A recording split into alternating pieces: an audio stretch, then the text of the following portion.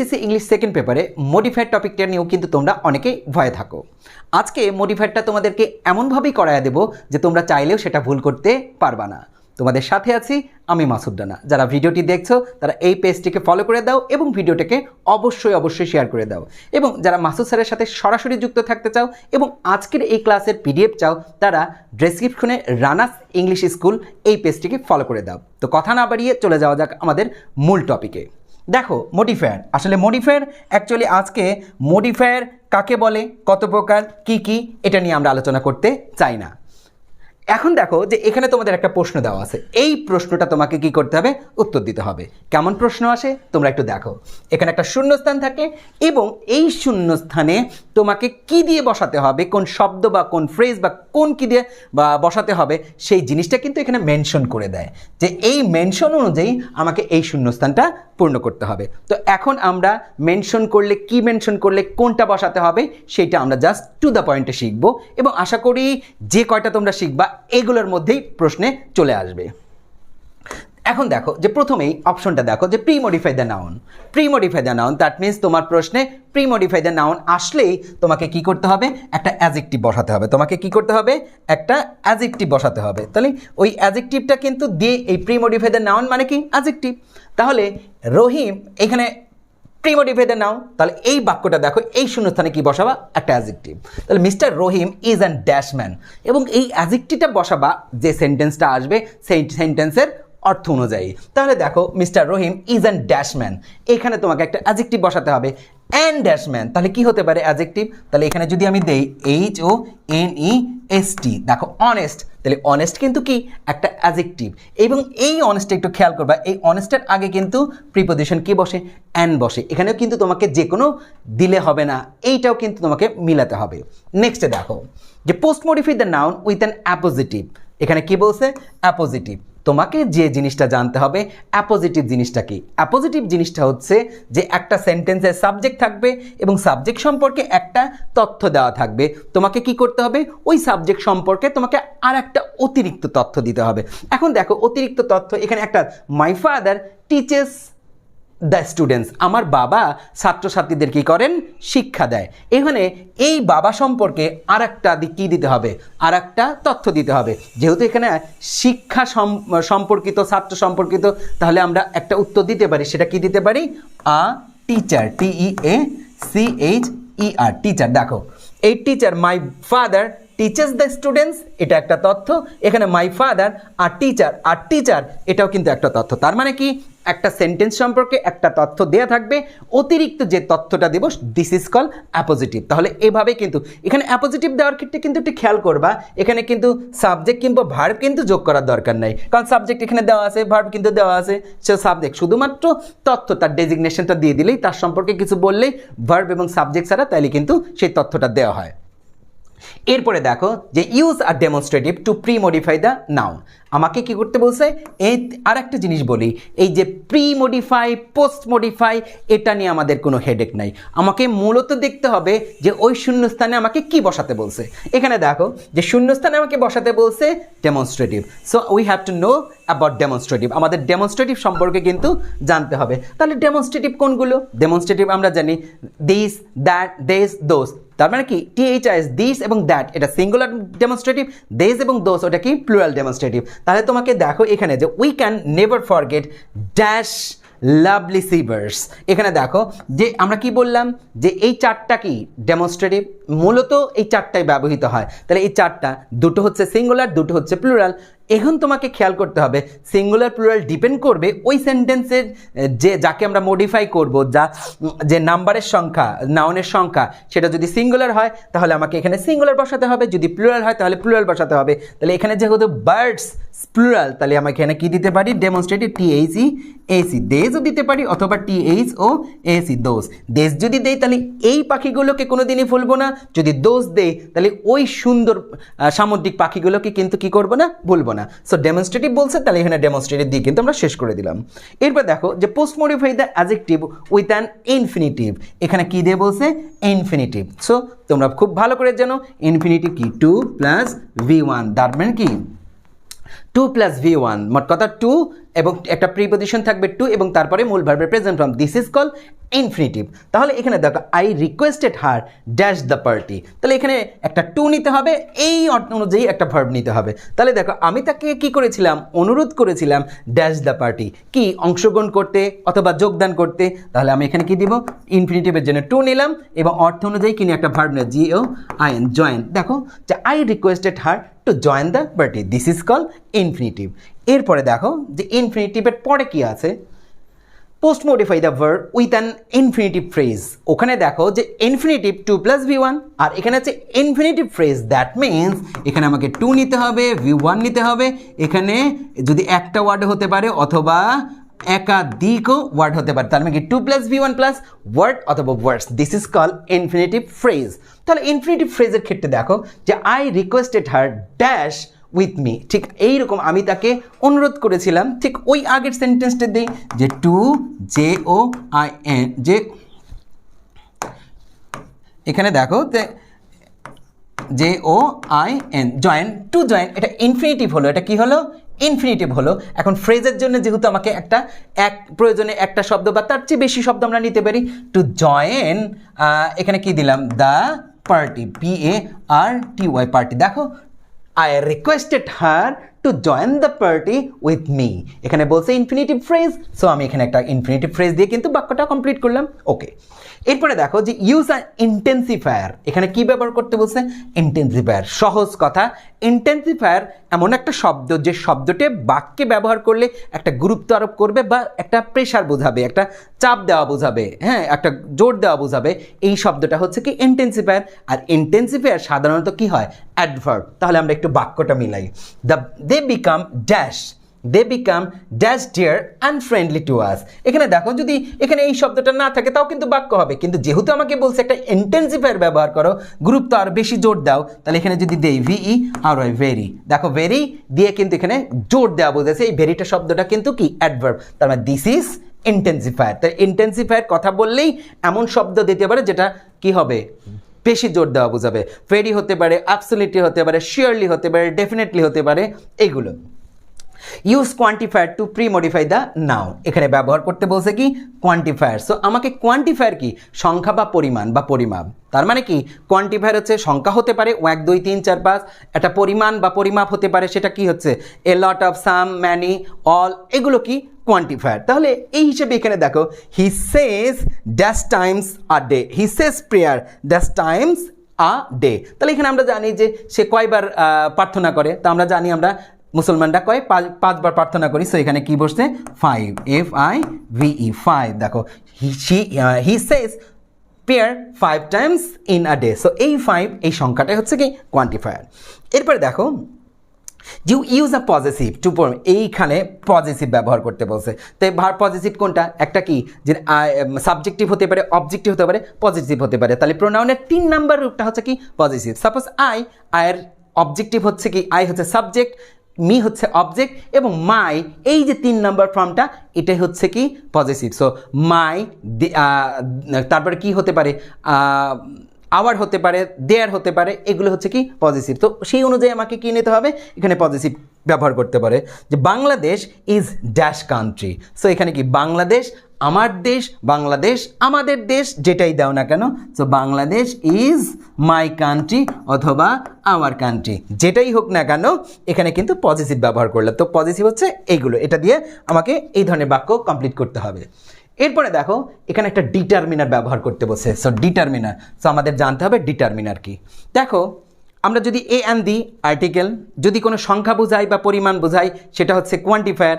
যদি আমরা পজিটিভ মাই, আওয়ার, দেয়ার এগুলো পজিটিভ, যদি আমি দিস, দ্যাট, দোজ এগুলো কি বোঝায়, এগুলোকে বোঝায় ডেমনস্ট্রেটিভ, এগুলো ভিন্ন ভিন্ন নাম আছে। যখন আমরা ডিটারমিনার বলবো তখন এই যে আর্টিকেল, ডেমনস্ট্রেটিভ, পজিটিভ অথবা এই যে কোয়ান্টিফায়ার সবগুলো একটা প্যাকেটের মধ্যে নেব, ওই যে সবগুলোর মিলিত যে রূপ সেটাকেই বলবো হচ্ছে ডিটারমিনার। তো আমাকে এই ডিটারমিনার সেন্টেন্স কমপ্লিট ডিটারমিনার দিয়ে করতে বলে, ওই সেন্টেন্সের এদের মধ্যে থেকে যেটা আমার প্রয়োজন সেটা দিয়ে আমাকে কমপ্লিট করতে হবে। তাহলে এই বাক্যটা আমরা কি দেখি, রহিম ড্যাশ আইডল স্টুডেন্ট। সো এখানে এই বাক্য অনুযায়ী যদি আমি এখানে অ্যান দেই, দেখো তো রহিম ইজ অ্যান আইডিয়াল স্টুডেন্ট, তাহলে এইখানে কিন্তু এই অ্যানটা কিন্তু আর্টিকেল, সো ডিটারমিনারের কাজ করতেছে।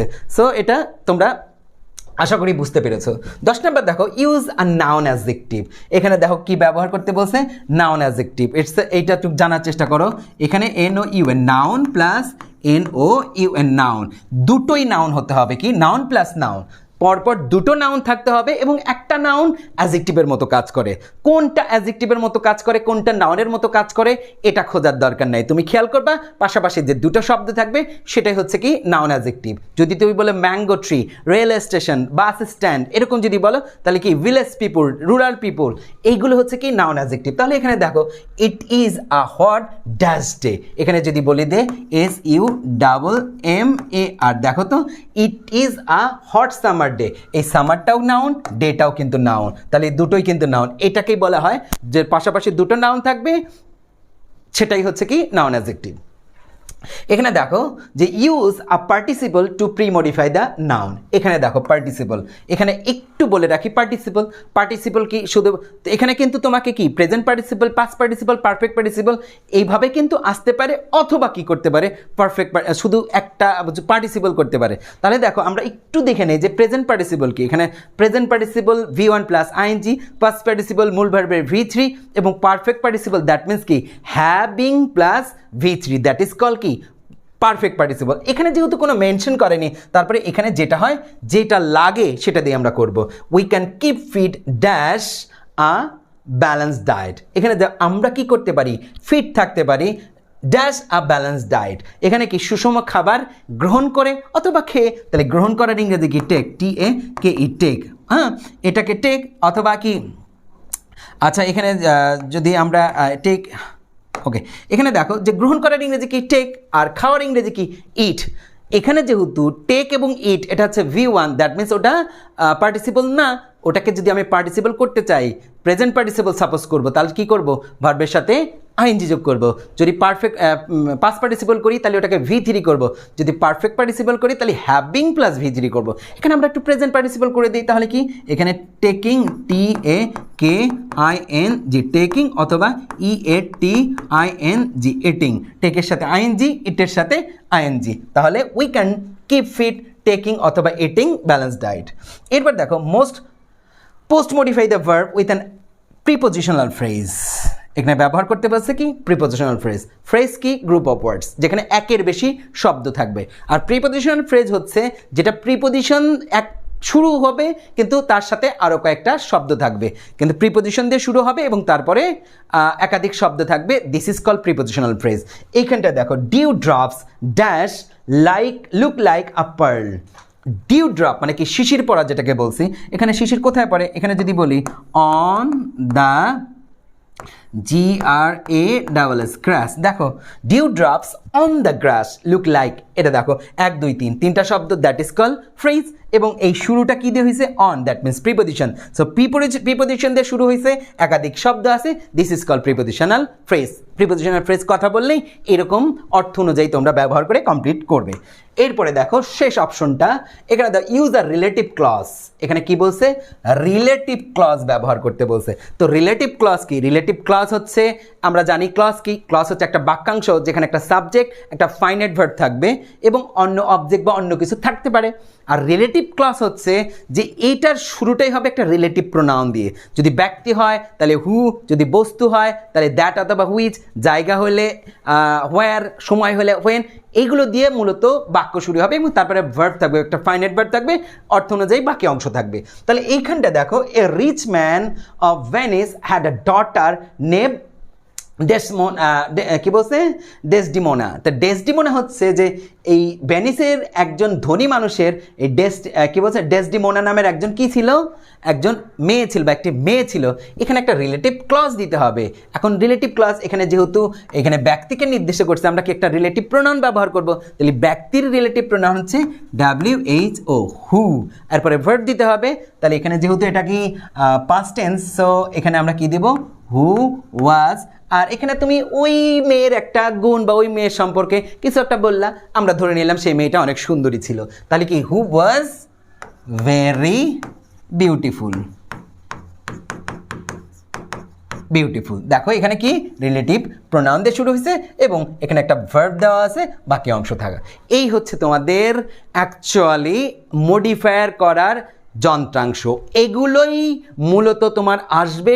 এগুলোর যদি সঠিক ব্যবহার করতে পারো তাহলে তোমরা এখান থেকে সর্বোচ্চ নাম্বার পাবে। এখন চলো একটা প্রশ্ন কিভাবে সলভ করতে হবে সেটা দেখি। এখানে দেখো প্রশ্ন, উই নো দ্যাট, এইখানে শূন্যস্থান পূরণ করো। Use quantifier two premodify the noun. Quantifier that means কি, পরিমাণ অথবা সংখ্যা। তাহলে এখানে আমাকে পরিমাণ অথবা সংখ্যার মধ্যে কিছু একটা দিয়ে এই সেন্টেন্সের অর্থটাকে পরিপূর্ণ করতে হবে। তাহলে সেন্টেন্সটা একটু পুরো দেখে দেই, যে we know that dash species are important for dash. তার মানে এখানে যে আমরা সকলেই জানি, আমরা জানি ড্যাশ স্পেসিস, এখানে দ্য স্পেসিস মানে কি, প্রজাতি, আর ইম্পর্টেন্ট গুরুত্বপূর্ণ। তার মানে হচ্ছে এখানে আমাদের এই পৃথিবীতে যত প্রজাতি আছে সব প্রজাতি কথা বলছে। তাহলে একটা যদি আমি এখানে দেই অল, এখানে কি দিলাম অল, তাহলে অল কি একটা কি বোঝেছে আমাদের কার মধ্যে গেল, এখানে একটা কোয়ান্টিফায়ার। তার মানে কি অল আমাকে কোনটা, একটা পরিমাণ, সংখ্যা বা পরিমাণের মধ্যে কিন্তু আমাদের পড়তেছে। সো এই অলটাই হচ্ছে আমাকে এখানে কোয়ান্টিফায়ার। তাহলে উত্তরটা দেখো, we know that all species are important, আমরা জানি যে সকল প্রজাতি গুরুত্বপূর্ণ ফর মেইনটেইন করতে বা চালিয়ে নিতে ড্যাশ ব্যালেন্স। এখানে কি হচ্ছে, প্রি মডিফাই দ্য নাউন। তো তোমাদেরকে যা বলছে প্রি মডিফাই দ্য নাউন মানে হচ্ছে কি, অ্যাডজেক্টিভ বসাতে হবে। তাহলে এই সেন্টেন্সের মধ্যে দিয়ে যে আমরা সকলেই জানি যে আমাদের পরিবেশের ভারসাম্য রক্ষাতে, মানে পরিবেশের ভারসাম্য রক্ষার জন্য প্রত্যেকটা প্রজাতি গুরুত্বপূর্ণ। তাহলে পরিবেশগত, তাহলে সেক্ষেত্রে আমরা এখানে এই কী দিতে পারি, dash balance, ecological balance. That means কি, পরিবেশগত ভারসাম্য। তাহলে পরিবেশগত এই শব্দটাই কিন্তু কি, অ্যাডজেক্টিভ। তাহলে দেখো এখানে আমরা কি দিতে পারি, ইকোলজিক্যাল। দেখো ইকোলজিক্যাল ব্যালেন্স। পরেরটা দেখি, যে ইফ ওয়ান ইজ লস্ট, যদি এর একটি হারিয়ে যায়, the whole natural environment change, পুরো পরিবেশটা কি হয়ে যায়, পুরো পরিবেশটা পরিবর্তিত হয়ে যায়। পোস্ট মডিফাই দ্য ভার্ব, এইখানে একটা জিনিস দেখো, যে পোস্ট মডিফাই দ্য ভার্ব যদি থাকে তাহলে সেইখানে কি বসাতে হবে, একটা অ্যাডভার্ব বসাতে হবে। তাহলে অর্থ অনুযায়ী এখানে দেখো, যদি একটি প্রজাতি হারিয়ে যায় তাহলে পরিবেশের সকল কিছু সেই অনুযায়ী কি হয়, পরিবর্তন হয়ে যায়। তাহলে কোনো কিছুর অনুযায়ী যদি হয় তাহলে অ্যাকর্ডিংলি, এবং অ্যাকর্ডিংলি এটা অ্যাডভার্ব প্লাস কোনো কিছুর অনুযায়ী হইলে এই অর্থে আমরা এটা ব্যবহার করতে পারি। তাহলে কি